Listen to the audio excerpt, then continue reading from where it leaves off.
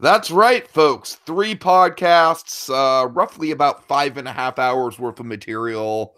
Probably way too much for anyone to actually listen to, but god damn it, folks, if you've been following along with us, there's a reason why this has taken so long, because this is a passion project of ours and we want to end it out right. This is the conclusion of our not so awesome biopic. It's a channel awesome biopic in the grand style of The Social Network and The Founder. It's a story about what happens when a duo of brothers who have the best of intentions create a community and then are the downfall of the community in the process. So, Dragon, oh my God, so much stuff has happened. We do not have time to recap, folks. Go watch the first 3 parts. The last part ended on the big downfall, both in terms of reputation and in terms of taking his own life. The downfall of Justin JewWario Carmichael, kind of contrasting his. We tried to find a little humanity in the tragedy with that I'm kind of proud of. So, with that said, that's right. And then editing wise, we contrasted his suicide to the reveal in real time that he was the groomer. So we kind of got both those beats out at the same point. Yeah. All right. So with that being said, Dragon, let's fire right into it. Okay, so here's where we come back in from. So again, we go from the previous scene, which was the whole tragedy about Mars Girl beginning Fami Kamen Rider, and importantly, Doug and of course all the higher ups at Channel Awesome, they knew about they knew JewWario was the groomer. Where again, but only the higher ups know, and of course Mars Girl and everybody else is in the dark on it. So. Or at least, you know what I mean. Mars Girl's in the dark on it, the majority of everybody else is unaware. So we cut from the tragedy of Mars Girl to Phalos and Lupa. So we're just begin the downfall of Lupa here. So we have Phalos and Lupa. They're chatting about that guy with the glasses, and it's kind of an exposition dump, but by the same token, it's good. Well, we gave Phalos and Lupa a little bit more to do. We kind of need to address the site change at some point. It was kind of a little bit off-putting in the grand scheme of things. And honestly, I feel like the site change was almost kind of like a too little, too late kind of deal.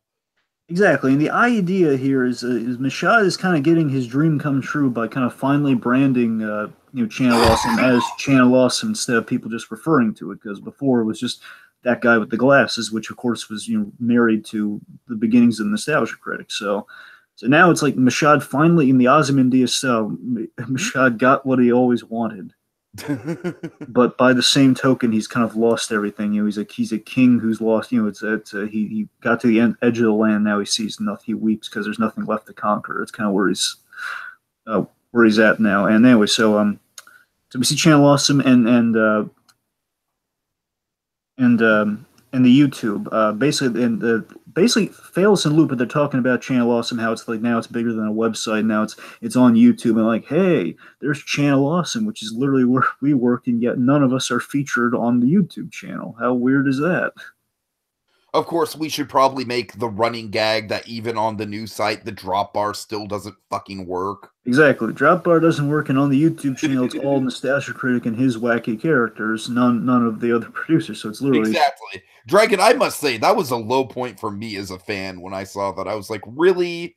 Really? You're going to be that hoary about all your wacky characters, but you're not going to give any recognition to anyone else? And the weird thematic thing about it, Tiki, real quick, is that you got to remember, again, if the dream was to make Channel Awesome, kind of like a community place, and now the only community you have is Nostalgia Critics, and now that you've taken that Channel Awesome name and brought it all the way back to YouTube, where it was originally that guy with the glasses on YouTube.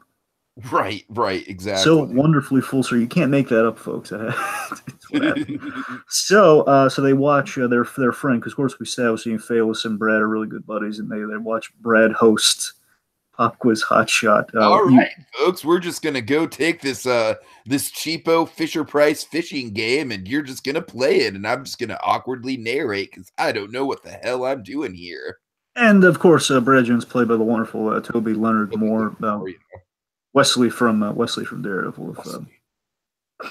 Yes. So, basically, yeah, he's hosting the magnet fish gag, and they're laughing at their friend's expense, like, oh, poor Brad. And basically they kind of a button to this scene of like they're kind of sarcastically, as Lupa likes to do. And again, initially I chastised her for it here. I wanted to give a good dramatic heft to kind of atone for that in any way I could, where it's like, oh, what will Channel Awesome do next? Cut to Mashad. Mashad dramatically puts the Xbox controller down, which is a big thing with Mashad. Yes. And he pulls up. Imagine like the best. It's kind of the it's like that Russian song, the Romeo and Juliet Capulet song, the dun dun dun dun dun dun dun, the Dance of the Nights. That's what it's called, Dance of the Nights. Actually, imagine that underscoring this scene to an extent, where it's like Mashad's all over the top dramatic here, but it's a dramatic scene where he pulls up the Channel Awesome website to inspect Lupa. Oh god! And it's basically this. Honestly, this is actually where the Mark Zuckerberg thing really pays off. Where we see Mashad as what he thinks, the high opinion thinks of as like a Mark Zuckerberg type of like he's the genius in the room. He's the hacker who's on top of everything. Right now, he's finally woken up and he's just doing very cursory, very obvious things. Mm-hmm. He's checking the website where he's treating it like he's creating Facebook. So he pulls up Channel Awesome to inspect Lupa and all the mid-rolls and stuff and the Patreon and such, and then he pulls up Skype and he cracks his knuckles and he types, and he types, and as basically that's the frame and him typing this and kind of try to keep the energy alive as he's typing and make it like an over-the-top important moment where it's just very casual, very like it's just the guy typing on Skype. Or Lupa leaves the room to film stuff. This whole event is the firing of Lupa, folks. So Lupa leaves the room to film stuff. Again, proactively film stuff, do content. And the music builds very tensely as we reveal. And this is the other part of what I was saying in the beginning of Act 3, where this is the full-on fastest DeLorean. I already explained the first part, folks. Just go with me on it. It's basically we see the text unfold on screen, so like there's no manipulation. It's literally what was the screen caps of the Skype conversation between Lupa and Mashad, and we just see it unfold with like kind of dramatic music behind it, like good like heartbreaking, crestfallen music playing behind it, where we see the screen cap firing of Lupa, where he's like saying, "Can you chat now?" And chat now, and of course like she's gone. So we get the time cap, like 15 minutes goes by. 15 minutes. Exactly. So 15 minutes have gone by, and then basically Lupa has the line. We see the text appear as like we don't even see Lupa re-enter the room. We just see her respond after Mashad on the other side. He's typing frantically, and we just see like boom, boom, boom, message. And lastly, says, you're no longer. You hadn't responded, therefore we're instantly taking away all your content off the site. You're not a part of Facebook. You're not a part of Facebook. Essentially, it's that scene, yes, but again, from kind of the dumb Zuckerberg kind of side of things, where we played the inverse of Zuckerberg with Mashad. So, and of course, her saying, "I'm glad it only took you 15 minutes to make that decision. Of course, you guys are so easy to get in touch with." Of course, just all of that unfolded by a screen cap. And fast story in the world stuff, folks. Check out that movie. So, in a sad sequence, Rob types up the exit post, and Mashad kind of gets his. It's very much like a founder moment. Now, this is like it's not just it's the exit post for Lupa, Phalis, and then a couple other people, right? Yeah, because what they did, this is Mashad's insult here, and again, this is very much kind of like a founder. Basically, this is the moment from the founder where the McDonald's brothers. It's kind of like the handshake deal, but more so for me, like the fact that they can keep their restaurant, but they can't call the original McDonald's location McDonald's anymore. They have to take the name away. So this is kind of like the last screw you from Ray Kroc, but for Mashad here, where Mashad is like behind it. Yeah, I know he wouldn't be behind it, but I don't care. It's dramatic. So Mashad's dramatic liberty. Screw it. Mashad, who always gives Rob these ridiculous orders to carry out, he tells Rob, "You know what? He says, you know what? Lump them all in there. Lump all the exit posts in one post," which is the final insult. They put in so much time. Of course, like, as we're going to go on in this story, we're going to get a whole bunch of people leaving to absolutely no fanfare at all. So exactly, because Phalis and Lupa left. Phalis left because Lupa was fired, and vice versa. So basically, all these other people who are leaving and being kind of being let go. He's just the final insult. We're not going to give you separate exit posts like Spoonie and JewWario. We're just going to do all of it in the same one. Insult injury, Okay, so the producers, both former and current alike, have a group chat about kind of building towards the ultimate climax here. About how downhill Channel Awesome is, and specifically how they've been wronged by Mike Mashad. So they're really targeting Mashad, and Linkara's taken in the information. Remember, folks, Linkara was kind of Mashad's golden boy. Mashad sought him out you sought him out as kind of the next nostalgia critic. You always had him in there as like, if anything goes wrong, Linkara's my boy. And Brad's in this chat, but he's walking the line of agreeing that everything Mashad's not running things right. But again, folks, let's not blame the walkers here. Again, like they're again, that's ultimately how I feel at the end of the day too, is that the walkers, they're incompetent, but they're not bad people. They're not Mashad at the end of the day, Incompetent filmmakers. That won't mean they're incompetent at making a movie, but they're not bad people. So again, Brad being their friend is like defending them as much as he can, and Film Brain is the last holdout. Basically, he's the last holdout, saying, guys, things will turn around, things will get better. I have faith in Doug. This Film Brain was brought on by Doug specifically too. So again, like Mashad's boy is Linkara, Doug's boy is Film Brain. Sure. So this gives Linkara an idea with kind of the youthful kind of hope of Film Brain. Linkara says, I'm going to man up. I'm going to try to improve things. So basically, we're going to kind of have like a next generation of the Channel Awesome crew here. I wonder what that next generation would look like. So I don't know, Dragon. What would it look like? So Linkara is asking for Rob's approval of bringing some new talent to boost morale and kind of like breathe new life, new blood into the channel. So this leads to Linkara welcoming and managing. Basically, he's managing communications. Linkara is unofficially running the site at this point. That's kind of what we're doing here with all the new talent. So we introduce Erod, otherwise known as the Blockbuster Buster, who was played. You kind of get a subtle hint that Erod's like, "Hey guys, you should really bring back those anniversary movies." Yeah, we have so Erod, of course, played by the wonderful Michael Pena. Because really, I feel like the casting there is pretty spot on. Yeah, actually, we have really spot on casting for both Erod and Chris Stuckman. Yes, now Chris Stuckman, this guy is honestly probably going to be the smallest like credited role in the whole movie. The whole gag is it's basically going to be like, "Hey Chris, do you want to be on Channel Awesome? Yeah, sure, why not?" Yeah, and of course, I know folks are saying, "Oh, you're rolling your eyes at Chris Pratt. Really, they couldn't cast anyone smaller than Chris Pratt, really?" Honestly, just look at the side by side. I mean, that's what it is, folks. I mean, like it's they're both both the money. Like total like ginger man children. The thing, they're very, they're very lovely, friendly people. It's kind of what it's Chris Stuckman, and basically, you probably show them shooting some reviews, and we might hint at again. Like we're gonna hint at in the later scene that Erod, he was dying to be an anniversary special officially. But with Stuckman, I literally just want it to be the one quick scene, like, "Hey, do you want to be on Channel Awesome? Yeah, sure, why not?" And that's the idea. Stuckman was probably one of the most disconnected from the site, and that was just literally for exposure. Because again, he's managing himself pretty well, even without the. I feel like they needed Stuckman way more than Stuckman needed them. Exactly, and that's why Linkara sought these guys out. He sought Stuckman out as like it's a guy we need, and with Erod. And again, I don't know if that we're doing a dramatic delivery that he sought out Stuckman. We know he handled Erod though, and Erod's like he's kind of his own. Linkara has his own film brain in Erod, and Erod worked closely with Linkara, and he kept him in the loop, and it was a really nice dynamic they had.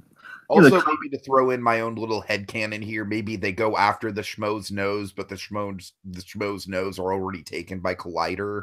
That's it. I'll take it as your headcanon, more than mine. But all right. But the point is, like, Erod, he reviews everything, mainly the TV shows that Linkara doesn't always review. All the comic book shows and movies and stuff. At the end of the day, it's what Erod's doing more of. Okay, so let's see. So we have a montage of basically a quick montage just showing, like, basically filling in the blanks for our timeline here. So we have a montage covering late 2015 to the early 2018, where we see the Channel Awesome sub count rising on YouTube. The videos are being made. Again, we're seeing some Erod, some Stuckman. We're seeing some stuff there specifically. Brad and Doug, they're hanging out, and this is folks. I'm not making this up. Brad Jones, he shaved his head specifically for the reason of it. Makes videos. It's easier to produce videos when you have multiple characters or do multiple videos if you don't have to worry about hair and makeup and stuff. That's why he shaved his head, and that's why you see Brad Jones kind of going with the hat and the shaved head look these days. And I figured, because Doug does the exact same thing, and I still have no idea why. I think Tiki, in all honesty, the only logic I can find for him shaving his head now is Brad. He got the idea from Brad. I mean, honestly, the popular theory just to undermine Doug is that he did it because he's losing his hair at any rate. But sure, just so off-putting and weird. And in the end of the day, he he does play multiple characters, and we saw him playing for the It review. He had to shave his head for the It review specifically. So Sure. I mean, just figure if it's for the same reason, you might as well get the idea from Brad. Uh-huh. Anyway, so we see the Year 5 event, which is Uncanny Valley, and basically it's a real quick thing. We don't even spend a lot of time on it. Just Fails is like checking online. He sees Uncanny Valley and he rolls his eyes at it because that's kind of like an in-joke of like, yeah, if you watch Uncanny Valley, you do the same thing. Pretty much. I tried with that one, Dragon. I tried. I watched it all. I did. But it was not great. So we get kind of a cool full circle thing here where Lord Cat welcomes Holly on to talk about her experience. Where Holly, of course, was the person who brought Lord Cat to their attention to begin with, as kind of the voice of dissension among Channel Awesome. Yeah, and this is basically we kind of speed through a couple things here as we're covering it through via the podcast. So the Holly's firing, joining the fray with Lord Cat, and honestly, I think we're giving Lord Cat a lot more credibility than he actually has. But who cares? Anyway, so and basically they're talking about the fall of Blistered Thumbs, and we kind of, as they're talking about, we show Joe's kind of meltdown essentially, where Joe, in reality, from what I understand, is that Joe was frustrated by the administrative work that he has. That Joe was a guy who was not cut out to be kind of like a Rob and like managing the website or Linkara, where he couldn't really manage things, and he was tasked with running Blistered Thumbs now, Spoonie and everybody's on. And basically, we show like the infamous $7 meltdown. As this unfolds, it coincides with the conversation they're having about the mismanagement of Channel Awesome and how, like, Blistered Thumbs was. People didn't even know Blistered Thumbs was kind of like canceled. It was kind of like dismantled while they themselves worked for Blistered Thumbs. So basically, they're talking about the mismanagement of all that stuff and Lord Cat holding firm the belief that it will never get better. And we reveal that Linkara is listening to this very podcast. Oh yeah. Linkara, he's hearing the criticisms, and you know what, Linkara, he's a proactive guy. And again, he was tasked with Mashad of being the next Nostalgia Critic. And if Nostalgia Critic ipso facto is supposed to be the face of Channel Awesome, then Linkara has to put a good faith effort into saving it. So, mirroring the scene from Act 1, where Linkara and Mashad have a scene together, Linkara approaches Mashad, and he lays out the fears and the general impression that he and Channel Awesome, all the producers on the website, that Mashad specifically and Channel Awesome are giving off to Linkara and the producers after Lupa, or after Mashad fired Lupa for a ridiculous 15-minute reason. Linkara's just coming up to him and saying, you know what? He's not being unreasonable in the slightest. He's literally just being like, hey, I have some concerns. Can we have a conversation about it? Exactly. For all intents and purposes, Linkara's kind of going to his secret boss here, and he's saying like, "Hey, man, we gotta talk about this here because the Empire's falling around you. I don't know if you notice this. We should do something about that." So Linkara proposes a few solutions because he's a problem solver, and he says, he suggests, well, first off, maybe an apology. He says like maybe an apology. He's not like saying like you have to apologize. He's being real diplomatic. Of course, the apology thing gonna come back. I know exactly. So he's recommending like maybe an apology, some full transparency in how we're operating. Maybe renting, and this is an actual thing. It's on the dock. Linkara wanted to rent out the studio, but he couldn't, so he suggests maybe renting out the studio to anyone who would like to use it for their stuff. Give them like a full studio, and basically make the most out of your studio space. And the biggie, and this is the huge one, this is the one that motivates Mashad's response, I feel. He recommends that Mashad take an active role, like a public active role, so that he doesn't get all the blame, so that people don't blame Mashad for like everything going belly up. Yeah, because like we already established here, folks, Mashad and Linkara, they were friendly with each other for a long time. They were kind of, almost in cahoots with each other in a way. Yeah. Anyway, so let's see. So after Linkara proposes his solution, Mashad pauses for a moment, and Mashad opts to again very casually, very hauntingly, out of laziness, he's doing this, but it's kind of. Basically, out of laziness and a fear of not just change, but a fear of exposing his own insecurities. Because if he's in the public eye, we already kind of set up. He doesn't like conventions. He doesn't like social media. He's not a camera guy. And I interpreted that fundamentally his fear is that he'll be found out as kind of a phony, as again like as a dumb Mark Zuckerberg. That's kind of what his fear is, of being found out as being that. So he opts to not take his moment of change. Is that again like Linkara is offering the ultimate moment of change here, like, hey, you can improve yourself and help save your baby here. And Michaud's saying, no, I don't think so.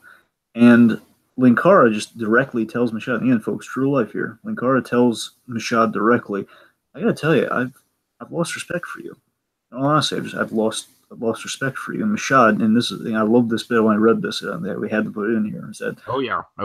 Michaud takes a beat, and again, he's probably still playing. He might be playing his Xbox in this. And I never figured out where the meeting was being held, but probably what they like put down the Xbox controllers to keep it running. And Michaud takes it in, and he callously says, "I don't." Okay. Well, no, he just says like blankly, like, "Oh yeah, okay." And this just leaves Linkara walking away, just he's completely disillusioned. And like, I don't think it makes no sense, but for some reason, folks, for no reason at all. I mean, I don't think this is in the doc, but I kept imagining this scene in a parking garage. I don't know why. I keep imagining this scene in the first scene where they met each other in like a parking garage. I don't know if that was on the doc somewhere or not, but it just always felt like a really like a cinematic that way. So wherever this is set, so Linkara leaves disillusioned and his mentor there. Uh-huh. So now Linkara is leading. He's kind of like the Colonel Sanders here. He's leading the custody. Linkara kind of gathers everyone into a conference chat, and they're kind of airing out their frustrations, and this is leading to the change the channel idea. Yes, and basically the not so awesome document of it all. So yeah, we kind of lay out that Jo mentioned in the past that she threatened Michaud to go public, and that kind of scared him off of firing her.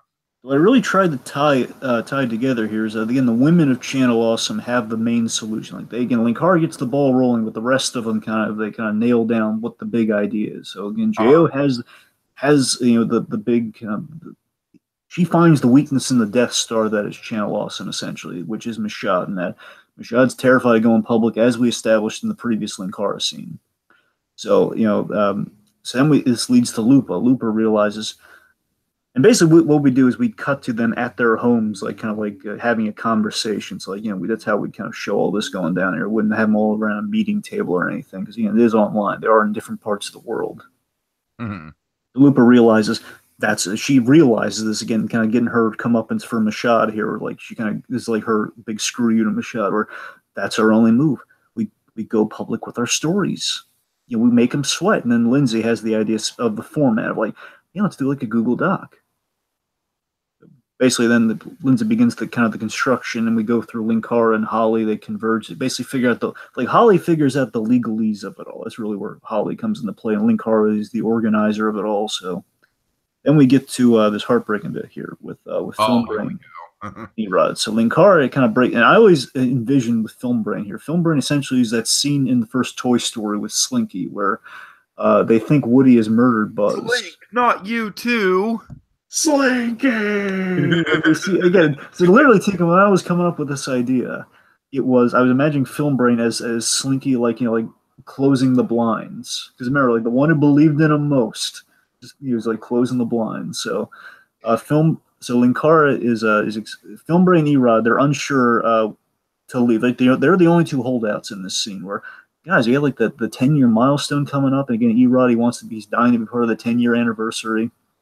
And Linkara sells sells Film Brain by saying how, look, Film Brain, look, Matthew, if we get an apology, that could change things. And of course, by the way, Film Brain played by Tom Holland. Yes. We get an apology, this could change things for the better. And of course, he has to clip Erod's wings as he did in real life, telling him, look, Erod, you're new to the site, so you probably don't know this. Chances are we're not doing an anniversary.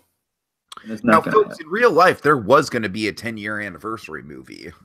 So he clips his wings with the whole word. Yeah, I got word. We're absolutely not doing an anniversary. So poor Erod. Okay, so the doc is finally uploaded, folks. We're getting into the end game here, as Doctor Strange would say. We're in the end game now. Yeah.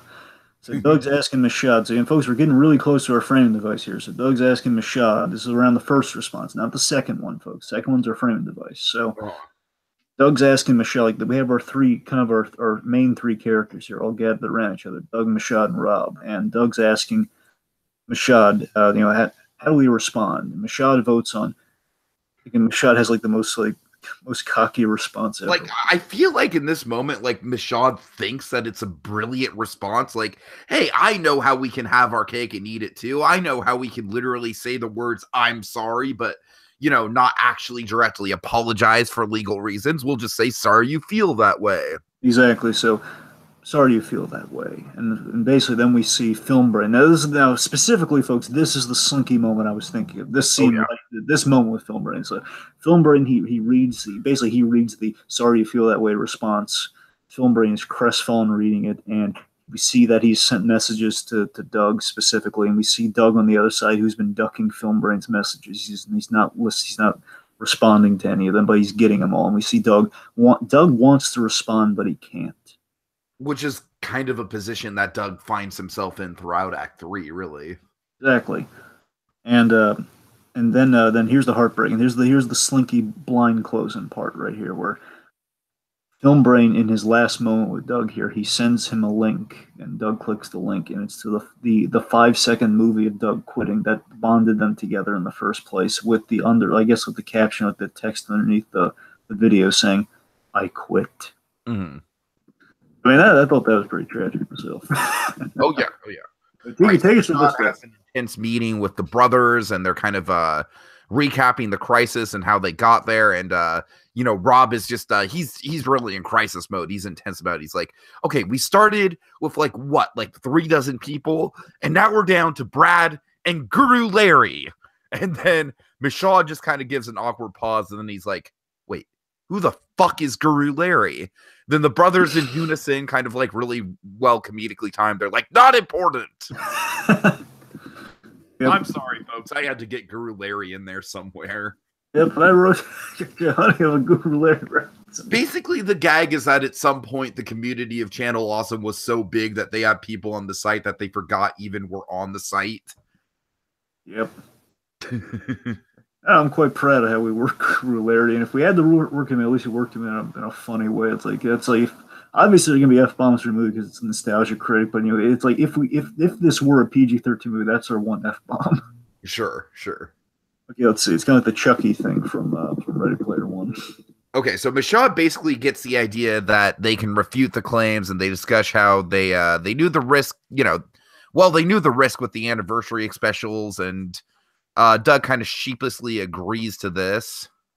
And basically, folks, so this is, again, I kind of echoed a little bit of my own views here, but again, honestly, it's what the thought process was in the second response here, where they can only respond with, and again, I knew this when that second response was posted, is that the only thing they can possibly refute in all of this, again, the only thing, like the 80% that, you know, of the anniversary stuff that's kind of questionable, is that, yeah, they kind of knew the risk after a while. They knew these weren't professional film productions, and basically that's the only thing they could respond to. Everything else, and that's why we have such an unsatisfactory response that they send. Like, the only thing they're harping on is like, everybody knew the risk of the anniversary specials. You know, they signed they signed an agreement, and that's the only thing they had. That's the thing. It's like, oh my god, that's so. It's like a courtroom drama. Like, that's all. Like, like Better Call Saul. I mean, it's like something you'd have on Better Call Saul, like a dramatic moment. Anyway, so yeah, Doug sheepishly agrees as he's being sold by Michelle. Like, yeah. I mean, that's the only move we can make, right, guys? And Doug, he's between a rock and a hard place. Then they ask about the 90K, because that's the main thing they'd have to refute, which legally, in real life, they can't comment on because there have been investigations into that, I think. Right. So Michaud says, what about it? We have to dance around stuff we don't know about here, folks. So I imagine that Michaud's reply is, hey, look, we needed money to keep Channel Awesome running. And you're unsure if he's lying. He may have been somewhat right. Obviously, they don't need $90,000, but regardless, they, a lot of that probably went to stuff that Michaud. They were in serious debt, Dragon. I'm pretty sure they needed the $90,000. Really? That serious debt? Yeah, that's serious. All right, well, regardless, I think it'd be safe to assume that they used it for the debt, and that part of it would be Michaud. There might be like a certain figure that Michaud may just not disclose, you know? Mm-hmm. Oh yeah, for the majority of it's like Mashad defending the $90,000, but again they can't reveal that because it basically would be Mashad admitting his own failure. Basically, Mashad is going to be Michael Cera's character in Molly's Game. Right. So Rob's crafting the response based on Mashad's draft. Like Mashad gave him a draft of the stuff of the stuff to address, and again all the links and all. Of course, the most insulting link being to the thing at the Obscurus Lupa bit. You can tell them about the Obscurus Lupa. Oh shoot, you're kind of putting me on the spot. From To Boldly Flee, remember the making of the. Oh yeah, right. So basically, they put this Obscure Lupus thing like, "Hey, look, guys, we have this interview where Obscurus Lupa is talking about having a wonderful experience on a documentary about To Boldly Flee that we can totally use that as evidence, right?" Exactly. So I figured only Michelle would be that dumb to put that there. So anyway, as like the address, the links, the whole all the stuff in there. So Rob blanks out. So as Rob is blanking out JewWario's name, so now all the pieces are coming together, folks. Right, this is like right on the cusp of linking this all up here. Okay, it's like right before we all link up. So Rob's starting to blank out JewWario's name. Of course, we see that J is a little explosive. We have kind of a tense edit here as Mashad's like hurrying. I'm like, hurry, time is of the essence. And Doug's supposed to read it for final approval. I wanted to give Doug a bit here. That would be really full circle with the nostalgia critics. So Doug is reading it for final approval again, with Mashad pressuring him to just upload it already, again, being very impatient. Again, the complete opposite of Zuckerberg, like getting everything right before he sends it up. So, and basically the dramatic irony here is that the Walkers make the mistake that they've made since the very beginning, where, of course, famously in all the top 11 screw-ups of the nostalgia critic. Oh yeah. There are always spelling errors in the credits, and basically it's like an overlooked thing, like a spelling error. In this case, like it's a small typo where the J is exposed, and of course that's going to bring the hammer down on. So then they click enter, and as they click enter, we cut to black, and we hear a deafening echo of the key typing of like the. And then basically we fade back from the black as we hear all the exit videos play from like the actual exit videos, like of Mars Girl's exit video, which is heartbreaking, that I didn't know about, what happened with JewWario and all that's about the Fami common writer of it all, and Erod's like exit video, but I just wanted to be part of an anniversary special. We need to have the Erod thing. We need to have the whole 2 years and 11 months. We need to put that in. Sure. So, and of course, now here's the thing: we pause on Mars Girl. They're similar. Again, I wanted to tie it up there, folks. That we similar to JewWario in Act 1. We pause on someone's face, where we pause on JewWario's face, then we paused on Doug's face. Now we pause on Mars Girl's face, who's the victim in all this, and then of course we're all linked up now. Mm-hmm. Now we're all linked up, folks. This is where we started the whole movie. Here's the big conversation. Here's the big. You want to start it, or should I? Yeah, sure, I'll start it. So Rob's basically telling Doug that Mashab will absorb the worst of it, but he's worried about his reputation. He says, "I've always been the brother behind the scenes. That's how it's always been." Doug responds with, what? And then Doug responds with, "It's not all of us. It's not all on you. It's on us." Yeah. And Doug was basically the worst that Doug's going to come off of is the idiot. The worst that they'll say is that you're incompetent, but the truth is I know the truth that you're a coward. I just hope you're happy because now I'm sick of nostalgia critic too. Just like you wanted. And then Doug responds with, "So I'm the coward while you were on all fours for Mashad when it came to voting against Dimmereel. If you supported me then." Of course, Rob just cuts him off there. If you supported me then, what? Like I did from the start? Your silly sketch show idea is just more of your costume fetish BS. You keep forcing into all the anniversaries. Newsflash! You're the only one who likes that. If you had just a little shame, you could be funny and taken seriously. More editorials, tributes like we did with Ebert and the Animaniacs. Who knows? But we could have maybe we can also name drop Lindsay last time. Like we could have been Lindsay. We could have done really respectable editorial content. That's a good line. Also, we really kind of hit the scruples there in that Doug Walker. He always in the scripting and the making of Suburban Nights into Boldly Flee. He always forced the costumes into the movies, which Rob always hated. So I really wanted to bring that to the surface and like kind of this brother versus brother. Again, this is the big heated conversation. This is where the real big battle of the whole movie is, folks. These brothers kind of like being at each other's throats here. This is the founder of it all, if you will. Well, I mean, it's the founder, but it's more so kind of the social network, kind of the well, it's kind of like the great blend of the founder and the social network that we've kind of been hyping up the whole movie. It's like the betrayal of the founder, but it's kind of the heated conversation of the of Saverin and Zuckerberg. Right. So let's see. So again, like the whole silly sketch show idea. Basically, his brother's all about slapstick and doing these sketches on the side. And the no shame is referring to the pants, by the way. The whole, if you were just taking it a little more seriously, like basically, again, he's saying the sweet spot of Nostalgia Critic was the early years where you could like do something serious now and again, like the Animaniacs crossover and then the Ebert thing. And again, they potentially could have become Lindsay. So let's see. So and also he says, we could have used, who knows, we could have used that crowdfund money to buy the rights to our own character from Mashad, but now you're just a meme. That's a lot of kind of Tiki liked that one, don't you? Oh yeah. Basically, he's calling basically the fate of Nostalgia Critic. It feels like now is just kind of he's a meme where he's just like bubbles and and that credit card, and that's what Doug's greatest fear is. We also have just a lot of stuff on YouTube these days. Well, I shouldn't say like a whole chunk of the vast website or anything, but there's a lot of cringe compilations coming out of Doug Walker that does not paint his content in the most flattering light. Sure. So again, now he's just kind of looked at as Nostalgia Critic's kind of more, especially now, and especially in the wake of this, kind of definitely being looked at as a meme and kind of posters like, oh boy, there's a guy who doesn't know what's going on. Mm-hmm. And then basically, again, that's a real cutting remark to Doug. You're just a meme now, and again, kind of the internet culture of it all. It's a real insult to him. So now he comes back around with something really cutting. Again, it's brother versus brother here, folks. Doug comes back with, I might be spineless, but at least I didn't use someone's death as a smokescreen. This response is something that's been building up in Doug through a whole part of this.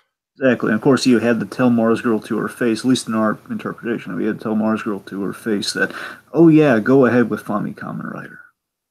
Of course, there's a huge egg on her face now, and she feels very bad about it. This response is on you. Mashad started it all, but you buried us, and you had to be so standoffish, like you are with all the internet trolls, and now we're done for.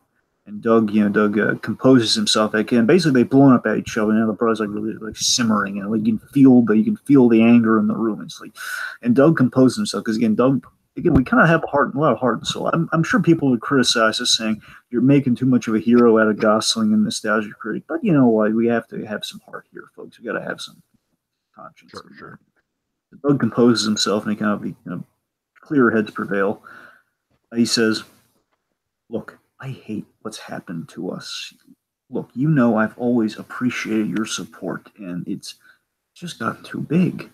All I wanted to do was talk about movies and make something we could laugh at. I don't know how we go forward. We're stuck. All we can do is keep going until we can't anymore. But look, I won't do that if you don't approve. Out of respect for you, I won't go forward if you don't approve of this." So again, it's like Doug saying, "I respect my brother's opinion." And again, this is kind of another undercurrent here. So again, there's definitely a bit of Saverin versus Zuckerberg, but initially, what I had going through this is it's a lot of like kind of Jimmy McGill versus Charles McGill from Better Call Saul. It's very much the whole like you're working against me, Chuck. Mm-hmm. So roll around the dirt with me, Chuck. Anyway, so let's see. You want to finish this out there with that? Yeah, sure. So what's Rob's response?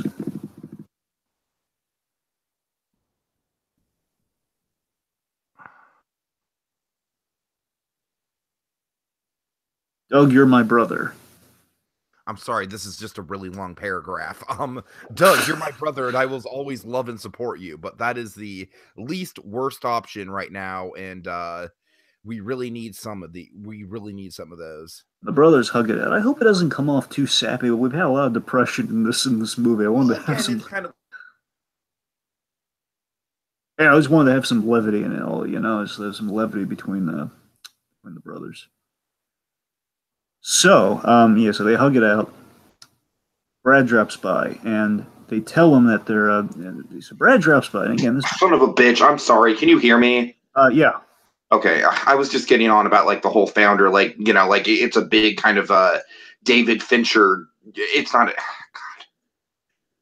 I'm losing it towards the end here, man. You have to kind of guide us home here. All right, well, we're almost there. I'm getting paranoid about the whole length of this whole thing. All right. Well, we're just about to finish up. Yeah, I know. It's just like this kind of become like I kind of worry that this kind of become too big for its own good. But yeah, well, we got 2 scenes left, so okay. So Brad drops by, and Brad's telling them that they're gonna keep going till the lights go out. And then they ask Brad, why have you stuck with us all this time? Why are you sticking with us? And because really they don't really expect Brad to owe that. Like they don't feel like Brad owes them anything. You know what I mean? Yeah. And Brad's saying, guys, and he's giving kind of like a really like kind of the stuff they need to hear. It's kind of like the confidence, the will to keep on going can only come from a moment like this. For Brad saying, guys, I could have done videos alone. I could have midnight screenings like everybody else is doing, like reactions to movies they just. So I could do. I could make a meal at it. I could do that by myself forever. And again, we see Brad kind of has done that, but by the same token, he's with him. But you guys took me on an adventure where I met some great people, and I did some fun movies. Again, fun to shoot, some more fun than others, obviously. And you let me be a part of something bigger than myself. And I can never leave you guys for that. And of course, good old Toby Leonard Moore. Yeah, and they shake hands, and they kind of turns into a hug. They hug it out. So now, folks, here's the fate of the nostalgia. This is the ending here. Okay, so Doug suits up. Doug suits up as he walks to the set. Rob gives him, and this is your idea, Tiki. Yes, he gives him a list of reviews for what's next, and none of them are nostalgic at all. It's just like Emoji Movie. Really? Exactly, and that's kind of basically, folks were selling 3. Yes, and essentially, folks, we're settling into where we are with the Nostalgia Critic now. Where again, basically, we kind of seem to have gotten our ending in real life, at least as far as we're going to get at the moment. So we kind of ended a little ambiguously, but we definitely kind of have a commentary on where the Nostalgia Critic seems to end. And my view on it is the Nostalgia Critic, Doug Walker's punishment in the grand scheme is, whatever his involvement was, like how complicit he was in all this, but just for being involved, period. His punishment is you're going to be stuck playing Nostalgia Critic in a position where you can't go public, you can't leave him, you're stuck as your character, and your punishment is you're not going to be able to review things nostalgic. You're going to be trapped in a job that you don't like you were at the very beginning. And so again, that's kind of the fate of Nostalgia Creator. So basically, he enters the room, and he's getting looks of sympathy from looks of sympathy and fear of like, oh boy, I don't know where we're going next here. Where Malcolm and Tamara kind of shoot him that look as the Nostalgia Critic sits behind the table as he's done before. Oh yeah, Brad this ending. And again, the idea is that he's returning to do a video since all the pre-recorded ones have finished playing, and this is most likely the Scooby-Doo review. We're going to give it all thematic stuff there. So Rob is behind, as Rob always was since the beginning. Rob's behind the camera, and he cues him, and then we hear the big line, and this is what. Hello, I'm the Nostalgia Critic. I remember it, so you don't have to. The end, and basically our biopic-y kind of like text on the screen is basically where it's done as like text messages and Skype messages and uploaded videos to show like the actors and all that stuff, like the real life versus the actors. Basically, that's what we do there. That's the whole movie. Okay, so Dragon, just some final thoughts on my end about the project as a whole. I'm really proud of what we've done here with this. My only thing is I kind of feel like it's a big time commitment for the folks at home listening to it to really like listen to the whole thing. I mean, don't get me wrong, but like we want to do it as like not just a vanity project for ourselves. Like we wanted to frame this as like something that would be really interesting to listen along. So I very much hope that this does catch on in certain circles. Actually, Dragon, the view count for these things has been really confusing because I kid you not, folks, both of the Act 1s, we've had view counts in the hundreds that then drop down to like the 30s and 40s. Did you notice that, Dragon? Yeah, it's like, as we know with Just Giggle, it's like a weird thing with the analytics. So if something that gets views, then it kind of goes down. I mean, I know it's not the same comparison by any stretch, but it's sort of like, I think it's like a weird thing with the analytics. I don't know. Right. So at the end of the day, folks, Dragon, you and I, we spent an ungodly amount of hours. I mean, me especially, going through all the you know, all the streams, all the social injustice warrior stuff, listening to everyone who was involved with this story and their firsthand account of everything. And we really strive to make this as accurate as possible while still having it be as theatrical as possible. The Social Network is one of my all-time favorite movies, so I was really trying to emulate that in the process. And I think we came out with something quite good. Like I said, I think the only problem with the whole process is it's a big time commitment. It's about 6 hours long when we originally wanted to make it about, you know, about a 3-hour pitch overall. That was our original goal here with this. So, you know, we probably could have done a little bit better scaling it back. But at the end of the day, folks, we got them all out. The parts are out there. I very much look forward to hearing what people have to say. Constructive criticism. Like, honestly, Dragon, on a video like this, I wouldn't even mind hearing negative feedback on this, because, you know, we kind of open ourselves up for it with a topic like this, and I would like to see what we could have done better with something like that. Not to like open the door to troll comments or anything, but, you know, seriously, I'd really like to hear constructive criticism on this. But at the end of the day, Dragon, no matter how many parts we actually ended up doing, this is one of the most creatively satisfying things that we've ever done together. And my friend, I tip my hat to you for that.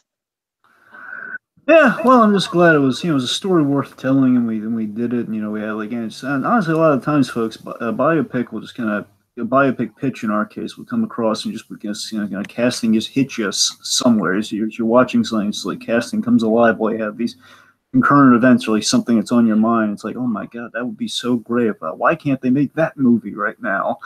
And just everything just kind of fell into place. And just Tiki and I are like, and then when all this Channel Awesome stuff went down, it's like, oh my god, you know, this whole project was like a therapy thing for us. You know what I mean? That's really what it was. It was therapy, because it was essentially us taking the like earth-shaking events of the last month or so with Channel Awesome and really contextualizing it in the way that we know how to contextualize things, which, you know, obviously, Dragon, for us being big film fans, The Social Network, for me, being one of my favorite movies of all time, you know, we found that a biopic would be the perfect kind of way to work through the complex feelings that we were having on the issue. Certainly. All right.